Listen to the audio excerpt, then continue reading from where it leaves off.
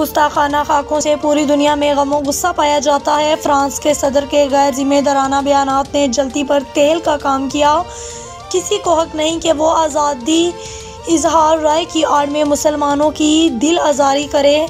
वज़ीर आज़म ने general assembly इजलास में नफरत अंगेज़ बयानिए और इस्लामोफोबिया के खिलाफ आवाज़ उठाई। अक़वाम मुत्तहिदा इस्लाम के खिलाफ नफरत अंगेज़ बयानिए का फौरी नोटिस लेते हुए इक़दाम करे।